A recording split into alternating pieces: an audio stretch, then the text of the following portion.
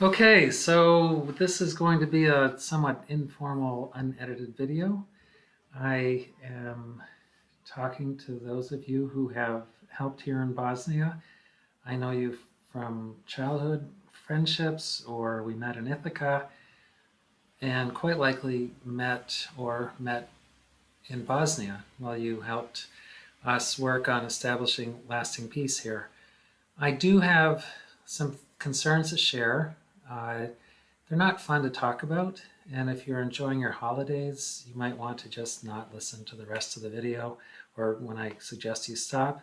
The short version is that there is a distinct possibility of war or armed conflict or violence here in Bosnia in this upcoming year or so, and I want to talk about uh, how we'll respond. But it's not fun to talk about. If it doesn't happen, uh, then it doesn't happen. And if it does, I'll be sending emails in the future talking about how we're handling it. But so at this point, you might just want to stop, enjoy your holidays, and if you go now, thank you for your help through the years and enjoy your holidays. And hopefully, you will not be getting email updates from me this year regarding crises. So enjoy your year, and I'll just pause for a moment. Okay, so uh, due to changing geopolitical realities here in the Balkans and the diminishing deterrent effect of NATO and other factors, which I don't want this to become a political video, uh, there's a significant possibility, if not probability, that the Serbian part of Bosnia will try to break away this year. And most analysts do not see much of a possibility of that happening without a certain degree of violence and quite possibly the return of an all-out war, which can seem really overwhelming, and it is. But on the other hand, we do have plans and we have very concrete ways we can help, and it's almost surprising how much we can help. Through our chicken project, we are currently helping about 100, 150 families. They will be the most vulnerable of all populations in Bosnia. They're minority Bosniak families, minority population, in an area where there was genocide before. And they will be targeted again to some degree. We know what happens. Suwada is our top women's leader of the women's associations. Nadil is the person who does our chicken deliveries. In 1992, in the village they lived in, 700 of their men were taken away and only 20% came back. Suwada's husband and Nadil's father were taken away and they didn't come back alive. So there's a risk of systematic or sporadic murders. Another time I was in a room with members of the Women's Association, and there were about 15 women, and all of them had been raped during the war, and some of them were over 80 years old. So we know what happens. So if there is a war, or it looks as if there's going to be what they call ethnic cleansing, otherwise known as genocide, we will focus our efforts on the families we've served through our chicken project. We'll focus on safety. First, hopefully people being safe in their own homes. If that's not possible, creating safe passage and bringing them to a place where they are safe.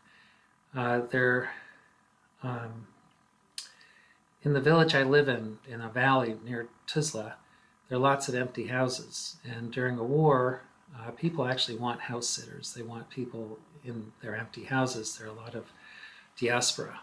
So if it looks like it's going to get bad, we'll start identifying empty houses, find the owners, and leverage the trust we have and the respect we have in our chicken project, and move families to houses here. I've already actually found 2. It's bad publicity killing an American, so I can leverage that into leveraging and creating safe passage. We have a white Jeep. I have it personally that literally was a UN Jeep.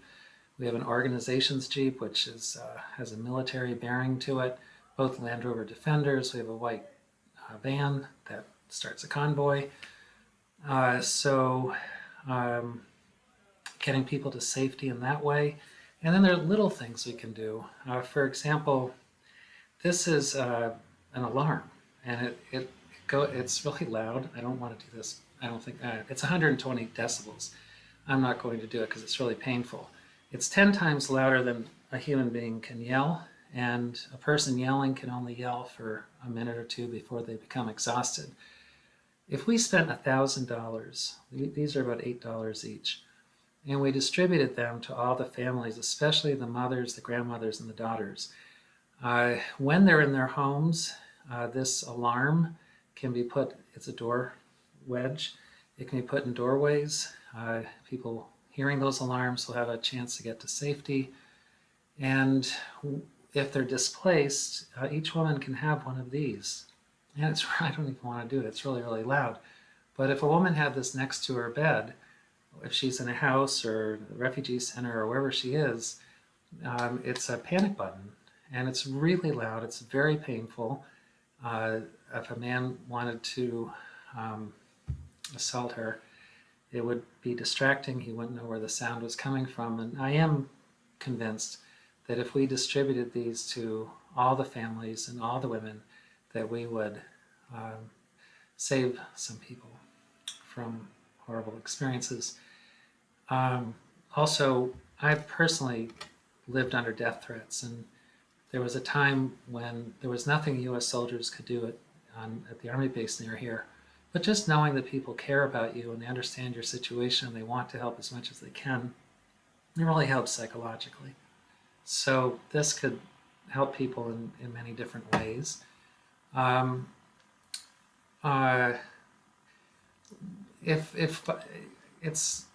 There's certain things we can buy now because they're good for peace and good for war. We can stockpile food. I've researched all sorts of things. It'll cost. I've researched how many sandbags, what kind of sand. It would cost about, $400 to put sandbags in all the windows, thick enough to stop shrapnel. And things like that can be stockpiled, because if we get a truckload of sand and all these bags, well, if someday there's a flood in the future, we can use that. I can buy it back from the organization if a couple of 2, 3, 4 years from now it seems like we're safe, and just use it for something. But we're not, I don't believe in hope. For me, hope is cowering in the corner and being afraid the monster is going to arrive. I don't want hope, I want to prepare. So we are preparing. And we were saying we hope for the best and prepare for the worst, but instead we're saying we're preparing for the best and we're preparing for the worst. So, because it either could happen. But we are going to do everything we can to help the people we know. And it's really quite surprising how much we can help.